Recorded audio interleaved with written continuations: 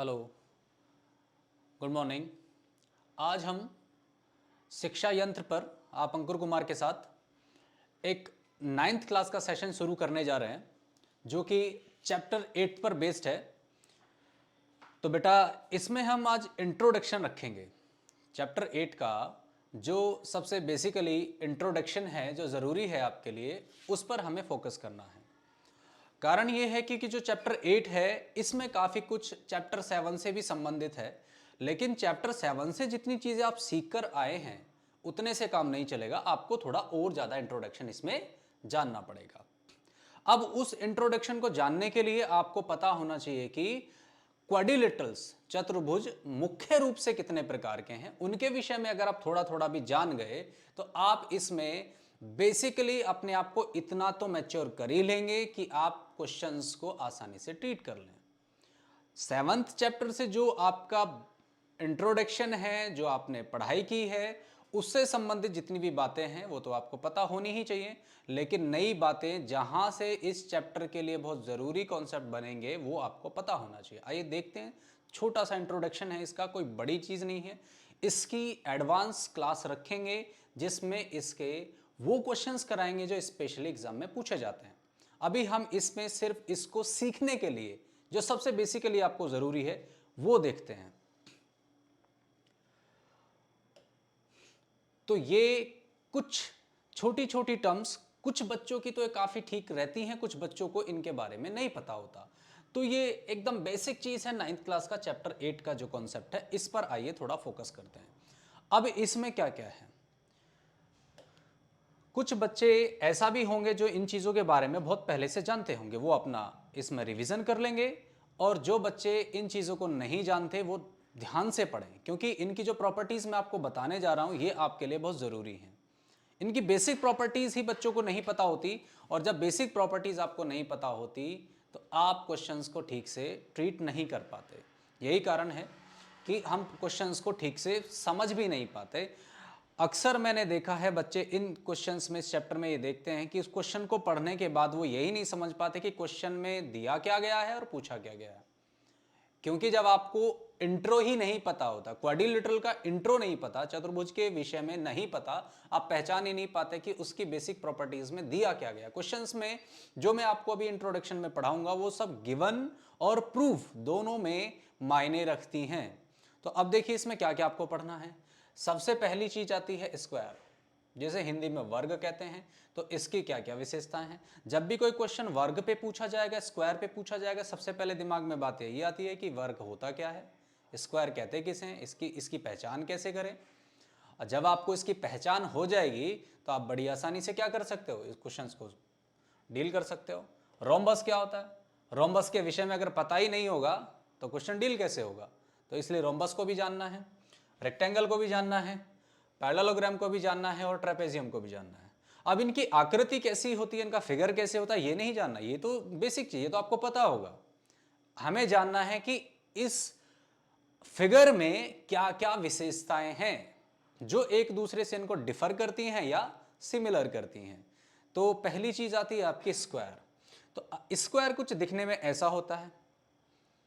अब ये कैसे माने कि स्क्वायर क्या है, तो अब इसके कुछ बेसिक मापदंड होंगे, कुछ ऐसी मेजरमेंट्स होंगी जिन्हें हम जानेंगे तो पता लगेगा कि हाँ ये स्क्वायर है और ये रोम्बस है, ये रेक्टेंगल है, ये पैरेललोग्राम है और ये ट्रेपेजियम है।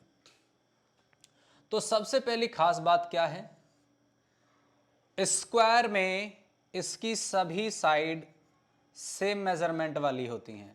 अगर एक साइड की मेजरमेंट ए है तो दूसरी साइड की मेजरमेंट भी ए ही होगी, तीसरी साइड भी जो है ये भी ए होगी और चौथी साइड भी क्या होगी बेटा, ए होगी। तो जब चारों साइड एक ही जैसी हैं तो आपको पता लग गया कि पहली चीज क्या लिखनी है, all sides are equal, all sides are equal. इसकी सभी साइड कैसी होती हैं, बराबर होती हैं। तो हिंदी में लिखें तो सभी भुजाएं बराबर होती हैं, सभी भुजाएं बराबर होती हैं। पहली बात बिल्कुल सिंपल, पहली बात हो गई। दूसरी बात आती है इसके डायगोनल्स कैसे होंगे। इन्हें विकर्ण कहते हैं हिंदी में, डायगोनल्स। क्या ये आपस में बराबर होते हैं? क्योंकि ये सभी में बराबर नहीं होते, लेकिन वर्ग और स्क्वायर के केस में क्या होते हैं? बराबर होते हैं। Diagonals are equal, diagonals are equal. Equal होने के साथ साथ ये एक दूसरे को बाइसेक्ट भी करते हैं, मतलब समद्विभाजित भी करते हैं। और कितना डिग्री का एंगल बनाते हैं? 90 डिग्री का एंगल बनाते हुए एक दूसरे को क्या करते हैं? बाइसेक्ट करते हैं। तो ये बात निकल के आई। इसमें एक ही चीज कहने की बात थी, तीन चीज निकल कर आ गई। Diagonals are equal and bisect each other at 90 degree. ये जो बात है डायगोनल्स आर इक्वल है, बात ठीक है, लेकिन यहां से जो आगे की बात है ये वाली चीज, ये अक्सर कंफ्यूजन क्रिएट करने वाली है। ये सिंपली मैंने आपको बताया, आपको समझ में आ गया होगा, लेकिन जब ये क्वेश्चन के अंदर इसकी टर्म्स बनती हैं, जब इस पर कोई चीज इस प्रकार की सिचुएशनल कंडीशन बनती है क्वेश्चन के अंदर कि उससे संबंधित कोई चीज प्रूव करवाता है या फिर गिवन देता है, तब यहां बड़ा कंफ्यूजन होता है कि ये कैसे बाइसेक्ट हैं और कैसे 90 डिग्री पर हैं। तो बच्चों को समझने में बड़ी तकलीफ होती है। तो आप समझने के लिए आप इस बात को याद रखिए कि अगर स्क्वायर का केस है तो डायगोनल क्या होंगे? एक दूसरे को बाइसेक्ट करते हुए क्या होंगे? वो 90 डिग्री का एंगल बनाते होंगे। विकर्ण बराबर होते हैं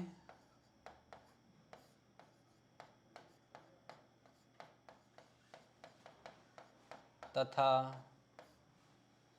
90 डिग्री पर एक दूसरे को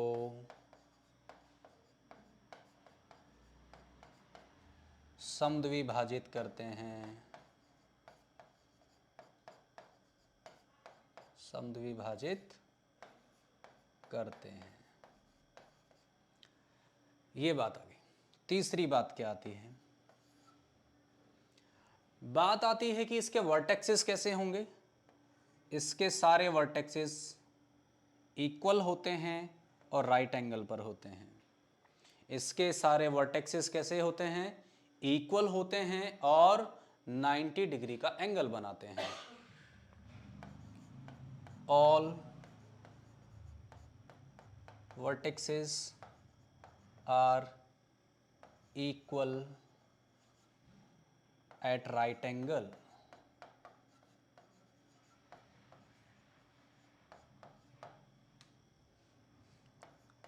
सभी शीर्ष कोण बराबर होते हैं तथा समकोण बनाते हैं, तथा समकोण बनाते हैं। तो आपको अगर ये चीज़ मालूम है कि इसके सारे वर्टेक्सेस 90 डिग्री के होते हैं तो आप बड़ी आसानी से दूसरों से इसको अलग कर पाओगे, क्योंकि सभी के वर्टेक्सेस 90 डिग्री एंगल नहीं बनाते। बाकी में जब हम पढ़ेंगे तो डिफरेंसेस देखेंगे। तीन चीज और इससे कोई संबंधित बात ये होगी कि इसका अगर पैरीमीटर है तो क्या होगा। इसका जो परिमाप है, चारों तरफ की जो मेजरमेंट है, वो कैसी होगी? वो होगी बेटा पैरीमीटर, परिमाप। परिमाप किसे कहते हैं? किसी भी आकृति के एक पॉइंट से शुरू हो जाएं और उस पर चलते चले जाएं, चारों तरफ वो कहाँ कहाँ मुड़ा, जैसे जैसे मुड़े, और देखें कि कुल कितनी लेंथ निकल कर आती है। तो इसमें a plus A plus A plus A, that is 4a, 4 into side. तो ये इसकी परिमाप है। पांचवी चीज आती है इसकी एरिया, क्षेत्रफल। क्या होगा? क्षेत्रफल। मुख्य रूप से क्षेत्रफल निकालने का तरीका एक होता है कि बेस और उस पर टोटल जितनी भी हाइट आती है।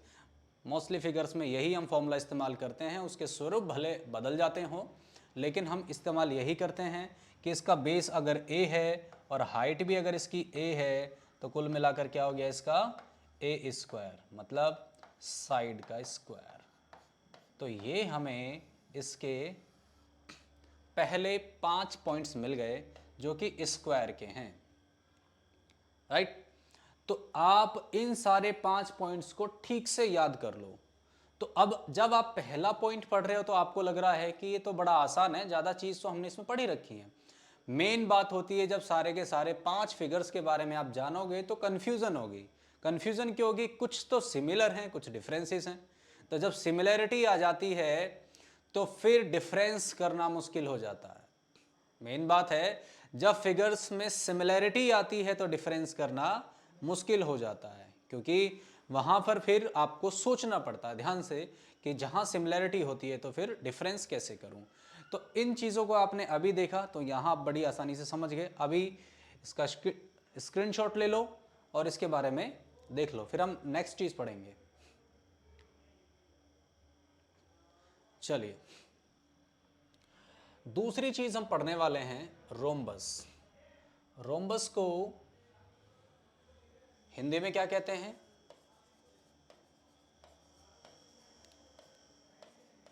समचतुर्भुज।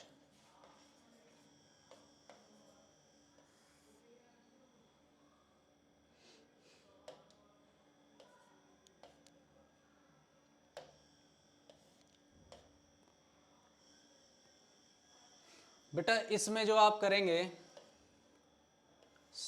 ये बिल्कुल स्क्वायर के जैसा ही समझिए इसको, लेकिन स्क्वायर में और इसमें जो डिफरेंसेस हैं उसको ध्यान से देखना है। एक स्क्वायर कैसा होता है, एक वर्ग कैसा होता है, ऐसा होता है। इस वर्ग को अगर मैं थोड़ा सा किसी तरह से यहां पुश कर दूं, इसको यहां से दबा दूं, तो ये जो है इसकी आकृति कुछ ऐसी हो जाएगी। नीचे वाला बेस तो सीधा टिका रहेगा, लेकिन ऊपर वाली जो फिगर होगी थोड़ी सी बैंड हो जाएगी। स्क्वायर को थोड़ा सा से पुश कर देने से जो आपका फिगर बनकर आता है वही हमारा रोम्बस होता है। कारण क्या है? क्योंकि अगर इसकी ये वाली साइड ए है, ये वाली साइड ए, ये वाली साइड ए, ये वाली साइड ए, तो इसकी भी ये साइड वही रहती हैं। इसका मतलब क्या हुआ? इसका मतलब स्क्वायर को ही थोड़ा सा पुश करके दबाया गया है। अब इसमें और इसमें कुछ अंतर आया, कुछ अंतर आ गया, इससे इसमें कुछ डिफरेंस आ गया। अब उसमें डिफरेंस वाली चीज़ों को अलग देखेंगे। सिमिलरिटी क्या है? पहली चीज़, all sides are equal. All sides are equal, सभी भुजाएं बराबर होती हैं, सभी भुजाएं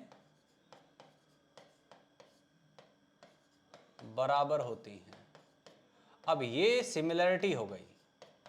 ये सिमिलरिटी किस में हो गई? स्क्वायर और रोम्बस, समचतुर्भुज और वर्ग में ये सिमिलरिटी हो गई। जब चीज सिमिलर हो जाती है तो जब क्वेश्चन के अंदर आप इस चीज को नोटिस करोगे तो सिमिलर कंफ्यूजन करेगा। जब रोम्बस और स्क्वायर की बात आएगी तो वहां पर आपको हल्का सा कंफ्यूजन क्रिएट होगा अगर आपको ठीक से पता नहीं है तो। दूसरी चीज, अब इसके डायगोनल्स कैसे हैं? इसका डायगोनल एक थोड़ा लंबा होता है जबकि एक कुछ छोटा होता है। तो diagonals are not equal, diagonals are not equal. अब यहां पर विकर्ण बराबर नहीं है, विकर्ण बराबर नहीं होते। अब ये इसमें डिफरेंस आ गया।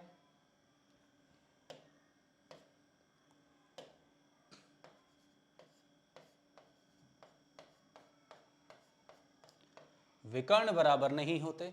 इसके विकर्ण बराबर थे, इसके डायगोनल्स बराबर थे, लेकिन इसके डायगोनल्स बराबर नहीं है। पहली चीज सिमिलर हो गई उससे, दूसरी चीज नॉट सिमिलर। और तीसरी चीज, इसके डायगोनल्स एक दूसरे को बाइसेक्ट करते हैं और वो भी कितने पर? 90 डिग्री पर। तीसरी चीज फिर जाकर सिमिलर हो गई।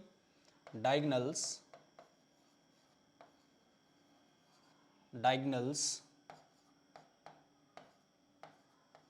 bisect each other at 90 degree. Diagonals equal तो नहीं है लेकिन एक दूसरे को बाइसेक्ट कर रहे हैं कितने डिग्री पर? 90 डिग्री पर। कितने डिग्री पर कर रहे हैं बेटा? 90 डिग्री पर। तो ये चीज़ तो सिमिलर हो गई। पहली चीज़ स्क्वायर के सिमिलर, तीसरी चीज़ स्क्वायर के सिमिलर, लेकिन दूसरी चीज़ नहीं है। अब इसका मतलब रोम्बस भले ही स्क्वायर से बनकर आया लेकिन कुछ अंतर आ रहा है, उसमें अंतर आ रहा है, क्योंकि फिगर हल्का सा ही चेंज होते उसमें परिवर्तन आ गया है। नंबर 4 चीज़, अब इसके वर्टेक्सेस क्या हैं?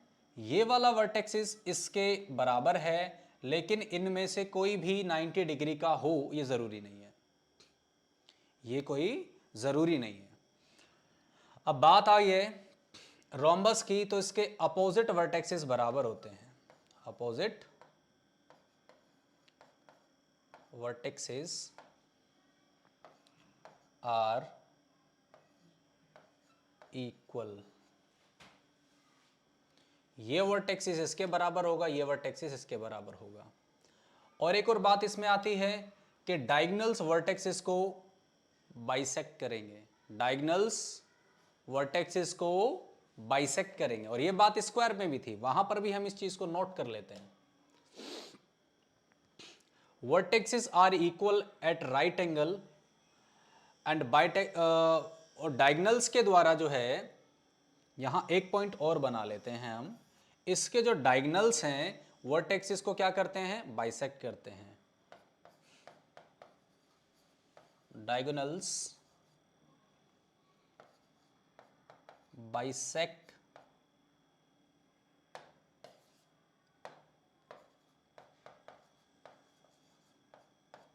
The vertices. अगर मान लीजिए ये आपका 45 डिग्री एंगल है तो ये कितना होगा? 45 डिग्री होगा। ये कंफर्म है क्योंकि इसमें 90 डिग्री के होते हैं, तो ये बाइसेक्ट होने के बाद 45 होंगे। लेकिन यहाँ पर जो आपकी बात आती है, यहाँ पर ये 90 डिग्री नहीं भी हो सकता है, क्योंकि एक रोम्बस अपने आप में स्क्वायर बन जाता है। एक रोम्बस अपने आप में क्या होता है? स्क्वायर होता है। तो 90 डिग्री हो भी सकता है, लेकिन अगर इस केस में नहीं है, जब ये तिरछा हुआ है तो ये इसका 90 डिग्री नहीं है। तो ये वाली चीजें जो भी होंगी, टोटल एंगल जो भी हो उसका आधा आधा हो जाएगा। Opposite vertices are equal. और अगली बात है डायगोनल्स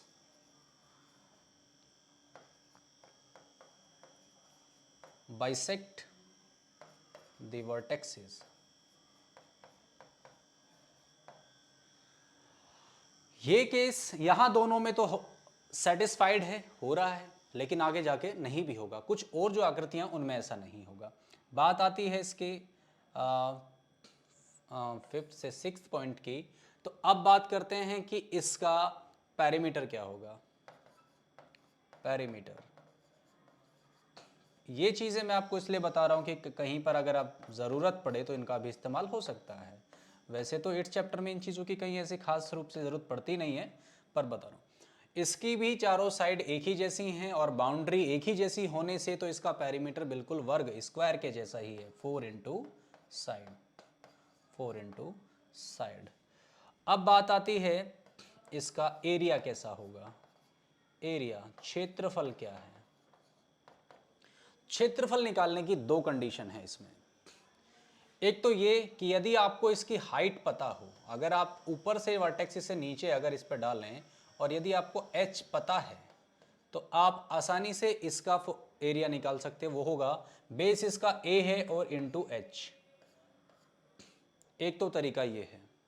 एक तरीका ये है कि अगर आपको इसके डायगोनल्स साइड पता है तो आप डायगोनल्स निकाल सकते हो आराम से, क्योंकि 90 डिग्री है, पाइथागोरस का इस्तेमाल कर सकते हो। आपको एक डायगोनल पता होगा तो 1/2 into d1 into d2, diagonal 1 और डायगोनल 2 का जो प्रोडक्ट है उसका हाफ इसका एरिया निकाल सकता है। अब ये एरिया का सेक्शन नहीं है, वरना इन चीज़ों के बारे में भी हम थोड़ा डीप डिस्कस कर लेते किसी और क्लास में, क्योंकि ये आपका जो है मेंसुरेशन का पार्ट बन जाएगा।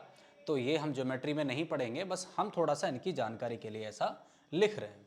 तो हमारा जो मेन पोर्शन है इसकी जो ये प्रॉपर्टीज़ हैं, ये हैं स्पेशली, ये मैं सिर्फ थोड़ा सा आपको ध्यान रहे कि इसका पैरीमीटर और एरिया क्या होता है, इसके फॉर्मूले पर आप थोड़ा सा फोकस कर लेना, ठीक है।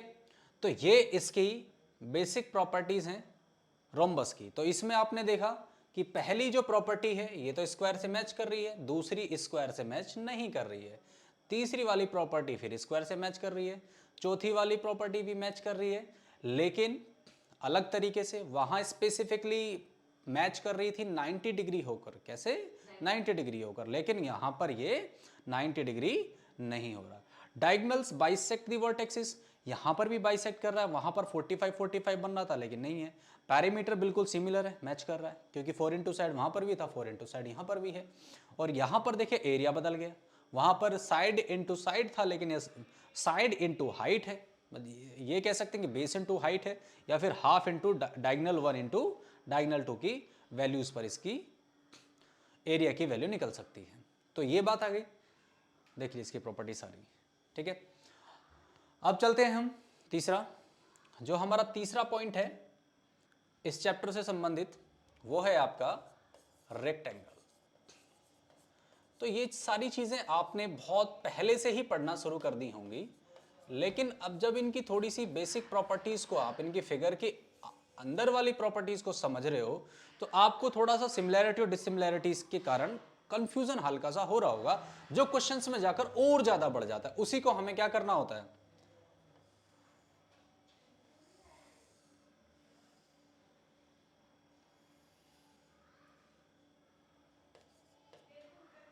उस कंफ्यूजन से हमें छुटकारा पाना होता है। उस कंफ्यूजन से अगर आप छुटकारा पा गए तो आप क्वेश्चन में कभी भी कंफ्यूज नहीं होंगे, बड़ी आसानी से सॉल्व कर लेंगे, क्योंकि आप डिफरेंस और सिमिलरिटीज को ही समझिए। बार बार मैं वही बात कह रहा हूं। अब यहां पर जो फिगर आपको दिख रही है, तो ये लेंथ अलग है और ये लेंथ अलग है, ये मेजरमेंट इसकी अलग होगी इसकी, क्योंकि हमको दिख रहा है साफ साफ। तो ऐसी मेजरमेंट जिसकी ये वाली साइड हम क्या मान लेते हैं, ए मान लेते हैं, और इसको हम क्या मान लेते हैं, पी मान लेते हैं, जो कि कुछ भी हो सकती है, बी यूनिट मान लेते हैं। तो ऐसा जो फिगर है, स्क्वायर में चारों साइड बराबर थी, लेकिन इसमें आमने सामने वाली साइड बराबर होती है, चारों बराबर नहीं होती। ऐसे फिगर को हम क्या कहते हैं, रेक्टेंगल कहते हैं। तो पहली प्रॉपर्टी जिसमें ऑल साइड्स इक्वल था, इसमें क्या आ जाएगा, ऑपोजिट साइड्स आर इक्वल। इसमें अपोजिट साइड्स बराबर होंगी, ये वाली साइड इसके बराबर और ये वाली साइड इसके बराबर। ये अगर ए है तो ऊपर वाली भी ए होगी, ये बी है तो ये सामने वाली भी बी होगी। तो इसको इसकी लेंथ कह सकते हो, इसको ब्रेड्थ कह सकते हो, ठीक है। दूसरी चीज, क्या इसके डायगोनल्स बराबर होते हैं, यस, इसके डायगोनल्स बराबर होते हैं, diagonals are equal, diagonals are equal. इसके डायगोनल्स बराबर होते हैं, क्या बाइसेक्ट करते हैं, यस, बाइसेक्ट भी करते हैं। कितने डिग्री पर करते हैं, रेक्टेंगल के डायगोनल्स कितने डिग्री पर बाइसेक्ट करते हैं, ये फिक्स नहीं होता, ध्यान रखिए, ये फिक्स नहीं होता, क्योंकि डायगोनल की जो लेंथ ब्रेड्थ है, जैसे जैसे बदलेगी वैसे वैसे एंगल बदलेगा। जैसे जैसे लेंथ या ब्रेड्थ बदलेगी वैसे वैसे डायगोनल्स के बाइसेक्शन का जो एंगल है वो चेंज होगा, तो वो हर एक रेक्टेंगल में अलग हो सकता है। तो डायगोनल्स इक्वल होते हैं। तीसरी चीज है, डायगोनल्स बाइसेक्ट ईच अदर, लेकिन एंगल फिक्स नहीं है।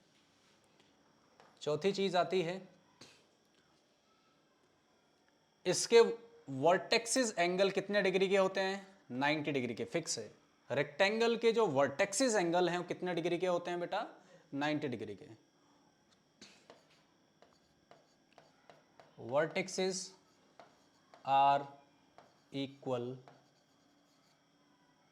Eight 90 degree. ये 90 डिग्री के होते हैं और आपस में बराबर होते हैं। क्या इसके डायगोनल्स वर्टेक्सिस को बाइसेक्ट करते हैं, क्या ये वाला एंगल इसके बराबर है, नहीं, इसके वर्टेक्सिस डायगोनल्स के द्वारा बाइसेक्ट नहीं होते।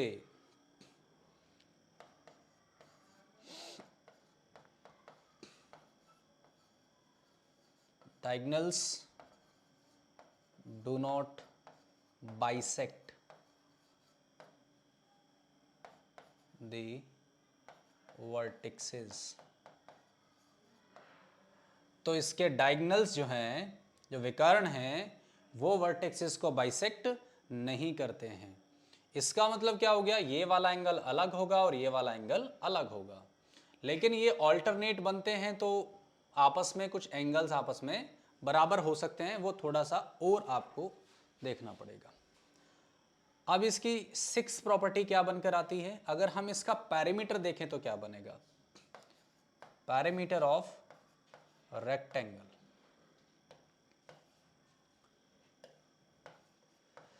पैरामीटर ऑफ जो रेक्टेंगल होगा वो होगा आपका, अब यहां से अगर हम शुरू करें तो पहले a आता है, a plus B plus A plus B, तो कुल मिलाकर क्या बनता है 2a और 2b, तो 2 कॉमन आ जाएगा तो a प्लस बी, ये आपका इसका पैरामीटर होगा, इसका परिमाप इतना बनेगा। सातवीं चीज फिर इसका एरिया जान लेते हैं, इसका एरिया क्षेत्रफल क्या होगा, तो क्षेत्रफल होगा आपका बेस इनटू हाइट, तो बेस इसका a है जिसे हम लेंथ बोलते हैं और हाइट इसकी b है, तो इसलिए अक्सर हम बोला जाता है इसमें बेस इनटू हाइट ना बोलकर हम क्या बोलते हैं इसको, लेंथ इनटू ब्रेथ, क्योंकि हम इसकी हाइट को ब्रेथ मानकर चलते हैं और बेस को इसको लेंथ मानकर चलते हैं, तो लेंथ इनटू ब्रेथ बोला जाता है, बेस इनटू हाइट नहीं बोला जाता, क्योंकि जो आपके फिगर्स हैं, कोई भी फिगर है, अगर आप उसका एरिया निकालना चाहते हैं तो आप क्या करेंगे, बेस इनटू हाइट ही करेंगे, वो चाहे कुछ भी हो, उसकी हाइट क्या होगी वो आप देखें और बेस क्या होगा, दोनों को मल्टीप्लाई कर दें तो आपको क्या मिल जाएगा, उसका एरिया मिल जाएगा। लेकिन उसकी फिगर किस तरह से है और कितने पोर्शन में डिवाइड है, ये सारी चीज़ों को देखते हुए, क्योंकि हर जगह बेस इनटू हाइट तो लगता है लेकिन उसमें कुछ अलग वैल्यू, जैसे ट्रायंगल का एरिया देखें तो बेस इनटू हाइट तो होता है लेकिन हाफ भी लगा होता है, तो हाफ कैसे आता है ये अलग सेक्शन बन जाएगा, अभी हम उस पर डिस्कस नहीं कर रहे हैं। तो देखिए ये आपके इसके बेसिक्स हैं। अब यहां पर देखिए ये पहली चीज स्क्वायर रोम्बस दोनों से अलग हो गई, दूसरी चीज डायगोनल्स आर इक्वल, स्क्वायर से तो मैच कर गई, सिमिलर कर गई, लेकिन रोम्बस से अलग हो गई। तीसरी चीज डायगोनल्स बाइसेक्ट ईच अदर, तीनों के तीनों सेम है, सब में सेम आ गया, स्क्वायर में भी आ गया, रोम्बस में भी आ गया और रेक्टेंगल में भी आ गया। चौथी चीज आई है vertexes are equal at 90 degree, इसके जो वर्टेक्सेस हैं उनका कितने डिग्री का एंगल होता है, 90 डिग्री होता है। तो 90 डिग्री किस में था, स्क्वायर में था, लेकिन रोम्बस में नहीं था। ऐसा नहीं कि रोम्बस जिसमें 90 डिग्री होगा उसको रोम्बस नहीं कह सकते, कह सकते हैं, वो थोड़ा सा और सिमिलरिटी डिसिमिलरिटी का कंडीशन देखेंगे, वो थोड़ा बाद में डिस्कस कर लेंगे। Diagonals do not bisect the vertexes, vertexes bisect नहीं होते। अब ऐसा नहीं कि इंटरसेक्ट, इंटरसेक्शन का मतलब होता है जब कोई लाइन किसी को कट कर दे, कट तो कर रही है लेकिन क्या नहीं कर रही है, दोनों बराबर। अगर ये 45 डिग्री है तो ये 45 नहीं हो सकता, ये इससे अलग होगा, थोड़ा ज़्यादा दिख रहा है तो ये हो सकता है कि आपका 60 हो, तो ऐसा भी हो सकता है। ये 45 45 या 60 60 ऐसे नहीं होंगे, अलग होंगे। पैरीमीटर ऑफ द रेक्टेंगल, वो तो बेसिक चीज़ आप समझ गए कि चारों तरफ की मेजरमेंट को जोड़ लिया और ये वैल्यू मिल गई, और आपका एरिया जो होता है वो आपका लेंथ इनटू ब्रेथ होता है, तो ये आपका आ गया रेक्टेंगल। अब देखिए इसको आप एक बार नोट कर लीजिए, अब मैं देखता हूं अगला इससे क्या है। इससे जो नेक्स्ट चीज है आपकी,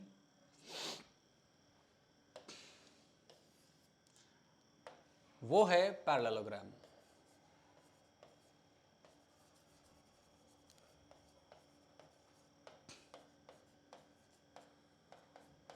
समांतर चतुर्भुज, समांतर चतुर्भुज किससे बना होगा, थोड़ा सोचें। तो जो अभी हम पढ़ रहे थे रेक्टेंगल, रेक्टेंगल को अगर ऊपर से ऐसे पुश कर दें तो इसका फिगर हल्का सा ऊपर से दब जाएगा, तो नीचे वाले बेस पे तो कोई अंतर नहीं आएगा, बस ऊपर वाला जो इसका पोर्शन है वो आगे की ओर दब जाएगा। तो कुछ ऐसा सा होगा, तिरछा बन जाएगा। रेक्टेंगल को थोड़ा सा पुश कर दिया तो आपका पैरेललोग्राम बन गया, ये पैरेललोग्राम हो गया। अब जैसे ही इसको पुश किया इसमें काफ़ी चीज़ें बदल गई, तुरंत इसकी काफ़ी चीज़ें बदल जाती हैं। अब क्या क्या बदल जाती हैं? पहली चीज़ इसमें कहते हैं कि पैरेललोग्राम है तो पैरेलल से संबंधित है, मतलब opposite sides are parallel. Opposite sides are parallel, ये कंडीशन तो अब तक सभी में अप्लाई हो रही थी। पहले वाले स्क्वायर में भी थी, रोम्बस में भी थी, रेक्टेंगल में भी थी और पैरेललोग्राम में भी हैं। तो इन चारों फिगर में जो पहली प्रॉपर्टी है अपोजिट साइड्स आर पैरेलल, ये तो सभी में अप्लाइड है। अब करेंगे अपोजिट साइड्स आर इक्वल। इसकी भी अपोजिट साइड्स बिल्कुल बराबर होती हैं, सेम किसकी तरह? बिल्कुल रेक्टेंगल की तरह। रेक्टेंगल का यहां पर जो लेंथ थी वो a थी और इसकी ये b है। अब ये जो आपको दिख रहा है ये तो इसकी हाइट नहीं हो सकती, तो इसकी हाइट आपको क्या करनी होगी? अलग से लेनी होगी। तो इसकी हाइट अलग से बनकर आती है। जब आप इसका एरिया निकालेंगे तो इस हाइट को कंसिडर करेंगे। दूसरी बात, हम दूसरी बात क्या देखते हैं कि इसके डायगोनल्स कैसे हैं? क्या डायगोनल्स इसके भी बराबर हैं? नहीं, रेक्टेंगल के डायगोनल बराबर थे लेकिन इसके डायगोनल्स बराबर नहीं है, ये डिफरेंस हो गया। Diagonals are not equal, diagonals बराबर नहीं है। तीसरी चीज, क्या ये एक दूसरे को बाइसेक्ट करते हैं? यस, बाइसेक्ट करते हैं। Diagonals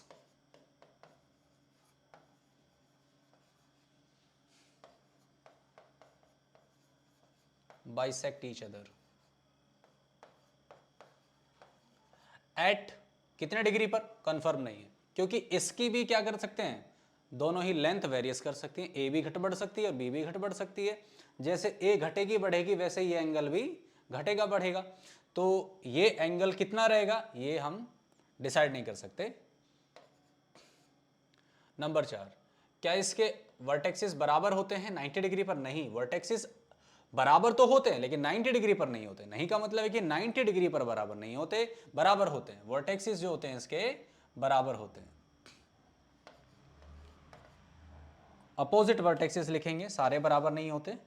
opposite vertexes, opposite vertexes are equal, लेकिन कितने डिग्री पर बराबर होंगे कुछ नहीं कह सकते। क्या इसके डायगोनल्स एक दूसरे को बाइसेक्ट करते हैं? आपको ऐसा लगता है कि क्या इसके डायगोनल्स एक दूसरे को क्या कर रहे हैं, बाइसेक्ट कर रहे हैं? नहीं करते, ये भी नहीं करते।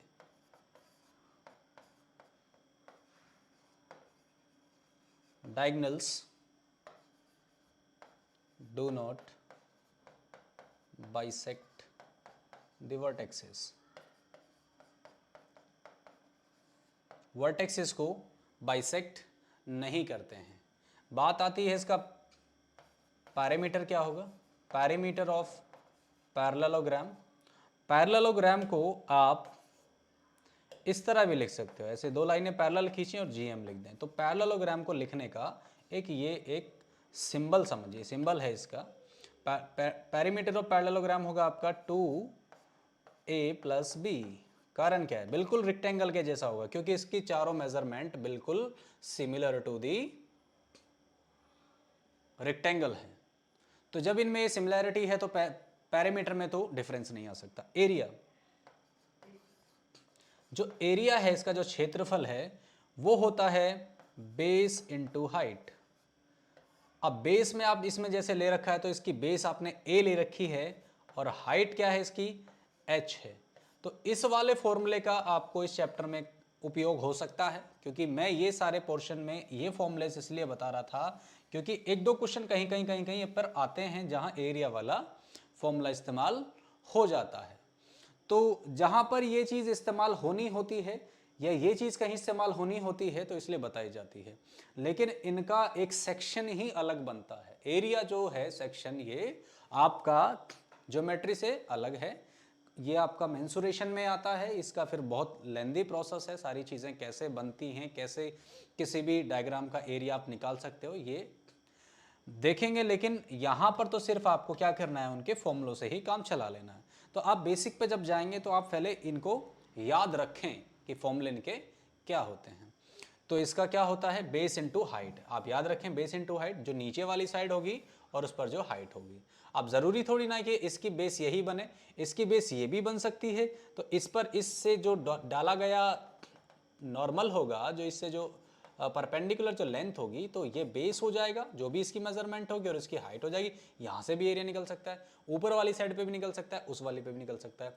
तो ऐसा डिसाइड नहीं है कि आप नीचे वाली साइड को ही हमेशा बेस माने। किसी भी फिगर में आप नीचे वाली साइड को ही बेस मान के चलें, ऐसा ज़रूरी नहीं है, क्योंकि चारों तरफ से कहीं पर भी बेस माना जा सकता है। और किसी भी फिगर में वो डिपेंड करता है कि वो बेस बन जाना चाहिए, एक स्ट्रेट लाइन बेस बन जाए तो वहाँ मान सकते हैं। तो ये इसकी प्रॉपर्टीज थी। इसमें देखें, अपोजिट साइड्स आर इक्वल। तो ये जो पॉइंट आपको सिमिलर दिख रहा है, सिर्फ रेक्टेंगल से सिमिलर दिख रहा है, ये रोम्बस और स्क्वायर में सिमिलर नहीं था, वो अलग था।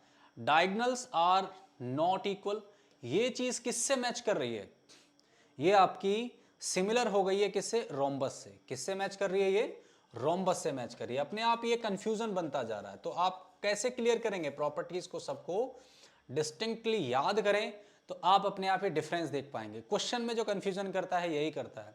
ऐसी चीज जो सिमिलर और नॉट सिमिलर वाली होती है, उसी में रोम्बस और पैरेललोग्राम के बीच में कंफ्यूजन करके क्वेश्चन देगा। रेक्टेंगल और रोम्बस में कंफ्यूजन करके क्वेश्चन देगा। रोम्बस में और स्क्वायर में कंफ्यूजन कर सकता है, क्योंकि उसमें कुछ स्पेसिफिक कंडीशन ऐसी दे देगा, मान लो डायगोनल्स इक्वल नहीं है और उसको बोलेगा कि ये स्क्वायर है, तो शो कीजिए कि रोम्बस है। तो आपको फिर ध्यान रखना पड़ेगा कि जब डायगोनल्स ही बराबर नहीं है तो भाई ये तो स्क्वायर हो ही नहीं सकता। अभी मैं आपको एक बात बताऊंगा कि कौन सी चीज़ क्या नहीं बन सकती, कैसे पैटर्न में चीज़ों को पढ़ सकते हो वो चीज़। अब इसको देखिए, फिर इसके बाद एक चीज़ और पढ़ेंगे, फिर मैं इनके डिफरेंसेस आपको बताऊंगा। चलिए, अब बाद में आता है ट्रेपेजियम। अभी हम यहीं तक इसको रोक देंगे। समलंब चतुर्भुज, इसको कहते हैं हिंदी में समलंब चतुर्भुज। ये कैसा होता है, देखने को तो एक कैसे भी फिगर में बन सकता है, लेकिन हम जो पहचानने के लिए बनाते हैं तो वो ऐसा बनाते हैं। ऐसा मान लीजिए कि जैसे ये एक, आपने क्या किया, यहाँ से जैसे मान लीजिए कोई ट्रायंगल था, एक ट्रायंगल था, और ट्रायंगल का ऊपर वाला हिस्सा आपने क्या किया, डिलीट कर दिया। जैसे ही आपने ऊपर वाला ट्रायंगल वाला हिस्सा डिलीट किया, तो आपको फिर क्या मिला, उसका नीचे वाला बॉटम ऐसा मिला।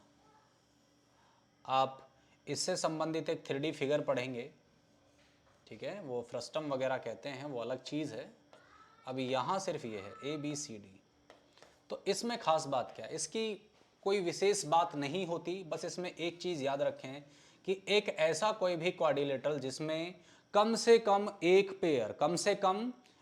पेयर अपोजिट पेयर पैरेलल होना चाहिए, बस इतनी का इसकी खास बात है।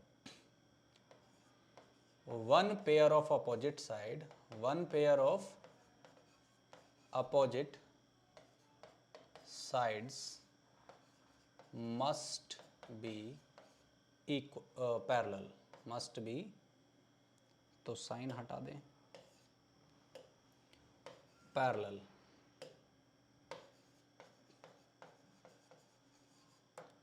तो अपोजिट साइड का एक पेयर कम से कम क्या होना चाहिए, पैरेलल होना चाहिए। इतना काफी है ट्रेपेजियम की पहचान के लिए, इतना काफी है और कुछ नहीं। इसका मतलब क्या हुआ, क्या फिर स्क्वायर क्या है, क्या एक ट्रेपेजियम है, यस स्क्वायर एक ट्रेपेजियम है। क्या रोम्बस एक ट्रेपेजियम है, यस रोम्बस भी एक ट्रेपेजियम है।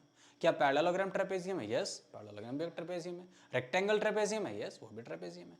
तो इसका मतलब क्या हुआ, ये तो सारे ट्रेपेजियम हो गए। इसका मतलब क्या हुआ, जिसकी जितनी कम प्रॉपर्टीज बनती चली जाती हैं वो दूसरे वाले को अपनी पहचान देना शुरू कर देता है। अब इसमें अगर ये दोनों साइडें क्या हैं, बराबर हैं, तो इसको रेगुलर ट्रेपेजियम कह देंगे। अगर आपकी यहां पर मैं इसको नॉमिनेट करके बोलूं AD बराबर अगर किसके है, BC के है, तो फिर इसको आप क्या कह सकते हो, रेगुलर ट्रेपेजियम कह सकते हो। ये शब्द अक्सर आ जाता है कि रेगुलर ट्रेपेजियम क्या होता है, तो बस कोई खास बात नहीं है। अगर ये मान लीजिए आपकी एक्स यूनिट है तो ये भी आपकी क्या होगी, एक्स यूनिट होगी। रेगुलर ट्रेपेजियम के डायगोनल बराबर होते हैं, जबकि नॉन रेगुलर ट्रेपेजियम के डायगोनल बराबर नहीं होते। बाइसेक्शन का कोई मतलब नहीं है, बस ये लिखेंगे इसकी तीसरी बात, diagonals of regular trapezium are equal. Regular trapezium के डायगोनल्स बराबर होते हैं, जबकि नॉन रेगुलर ट्रेपेजियम के डायगोनल्स बराबर नहीं होते। नंबर 4, इसका पेरीमीटर क्या होगा, पेरीमीटर ऑफ ट्रेपेजियम तो क्या होगा, sum of all sides, sum of all sides, क्योंकि इसकी चारों साइड डिफरेंट हो सकती हैं। ये लेंथ अलग हो सकती है, ये लेंथ अलग हो सकती है, ये लेंथ अलग हो सकती है। जब चारों ही लेंथ अलग हैं तो फिर ऑब्वियसली क्या होगा, ऑब्वियसली इसका पैरामीटर चारों के समीशन से निकलेगा। पांचवी बात है, इसका एरिया ध्यान में रखें। एरिया क्या होता है इसका, जिसकी अक्सर जरूरत होती है, इसकी हाइट आपको पता होनी चाहिए। हाइट, अगर आपको हाइट पता है तो half into sum of parallel sides. मान लीजिए इसकी नीचे वाली साइड ए है और ऊपर वाली साइड बी है, तो ए बी आप छोटी बड़ी जोन सी भी लें उससे कोई फर्क नहीं है, इससे बस डिपेंड करता है कि आप पैरेलल साइड्स वाला ही सम लें और इनटू हाइट। ये आपके पास पूरा सेक्शन बनकर आता है। तो यहां हमें 5 पॉइंट इस चैप्टर के लिए बेसिकली पढ़ने थे, इनकी सारी सिमिलैरिटीज और डिसिमिलैरिटीज। बार बार मैं ये बात कह रहा हूं, सिमिलैरिटीज एंड डिसिमिलैरिटीज, यही आपके इस चैप्टर के बेसिक को तैयार कर सकता है। आप अगर सिमिलैरिटीज और डिसिमिलैरिटीज को समझ गए तो आपका चैप्टर तैयार है, नहीं तो फिर आपको क्वेश्चंस में उलझे रहना पड़ेगा। बड़ी आसानी से ये 9th क्लास के बच्चों को अक्सर कंफ्यूजन में डालने वाली बात है कि क्या सिमिलर है क्या नॉन सिमिलर है, तो इस पर आप वर्क कीजिए और यहाँ जो मैंने आपको बताया इससे आपको काफ़ी हेल्प मिलेगी। इसको याद करिए, इसको डिफरेंसेस को और सिमिलरिटीज़ को याद करिए, ये बेसिक चीज़ है। जब क्वेश्चंस मैं आपको इस पर कराऊंगा, इसका सेक्शन जब हम क्वेश्चंस पे लेंगे तो मैं आपको बताऊंगा कि किस किस तरीके से हम सिमिलरिटीज़ और नॉन सिमिलरिटीज़ का इस्तेमाल करते हैं, राइट। अब बात आती है, इसको आप देख लो, मैं इसको इरेज करने जा रहा हूं कि कौन सी चीज को क्या कह सकते हैं। देखिए, नीचे सबसे पहले आया था ट्रेपेजियम। सारे के सारे ट्रेपेजियम क्या होते हैं, पैरेललोग्राम होते हैं। सारे के सारे पैरेललोग्राम रेक्टेंगल होते हैं, और रेक्टेंगल रोम्बस होते हैं, और रोम्बस स्क्वायर होते हैं। इसका मतलब क्या हुआ, ट्रेपेजियम की सारी प्रॉपर्टीज पैरेललोग्राम में सेटिस्फाई होंगी, क्योंकि पैरेललोग्राम की पहचान क्या थी, अपोजिट साइड ऑफ पैरेलल, इसमें है। पैरेललोग्राम की प्रॉपर्टीज क्या होती हैं कि डायगोनल्स जो है क्या होने चाहिए, बराबर नहीं होते पैरेललोग्राम्स में, लेकिन यदि वो बराबर हैं तो भी वो पैरेललोग्राम है, तो भी वो पैरेललोग्राम है, ठीक है। रेक्टेंगल से पैरेललोग्राम बना ही तब जब उसमें थोड़ा सा डायगोनल्स वगैरह अलग हो गए, वरना वो रेक्टेंगल ही तो था। क्या था वो, रेक्टेंगल ही तो था। तो इसलिए क्या होगा, सारे पैरेललोग्राम क्या होंगे, रेक्टेंगल होंगे, सारे रेक्टेंगल रोम्बस होंगे, सारे रोम्बस स्क्वायर होंगे। अब ये कैसे होंगे, यही चीज क्वेश्चंस में कंफ्यूजन करने वाली बात है। जो मैंने आपको एक फ्लो चार्ट ये बनाया है, जो आपको मैंने पॉइंट बताया है, इसको आप समझिए कि इसमें से इसको अगर पूछता है कि गिवन आपको ट्रेपेजियम पूछ रहा है पैरेललोग्राम, अब आप कहोगे कि ट्रेपेजियम पैरेललोग्राम कैसे होगा, तो आपको पता होना चाहिए कि ट्रेपेजियम उसे कहते हैं जिसमें क्या हो, ट्रेपेजियम उसे कहते हैं जिसमें एक साइड का अपोजिट पेयर क्या होना चाहिए, पैरेलल होना चाहिए, इतना जरूरी होता है। तो इस तरीके से क्या होगा, तो पैरेललोग्राम अपने आप में ट्रेपेजियम बन जाएगा। वैसे ही ये एक दूसरे से कनेक्ट होते चले जाते हैं, और इन्हीं में आपस में जो डिफरेंस हैं और सिमिलरिटीज हैं, इन्हीं चीज़ों को आप ठीक से नहीं समझ पाते हैं। तो बच्चों, तो इन बेसिक चीज़ों पर आप ध्यान दीजिए और इसको तैयार करिए। हम नेक्स्ट सेक्शन लेकर आएंगे इसके क्वेश्चंस पे, तो वो क्वेश्चंस आपको बहुत आसानी से समझ में आएंगे जो मैंने बताया, अगर आपने उसको ठीक से प्रिपेयर कर लिया। तो आपको प्रिपेयर करना चाहिए क्योंकि आपके एग्जाम फाइनल वाले आने वाले हैं, तो इसलिए आप इस पर तैयारी करिए। ठीक है, तो मिलते हैं नेक्स्ट सेक्शन में क्वेश्चंस को लेकर। Thank you.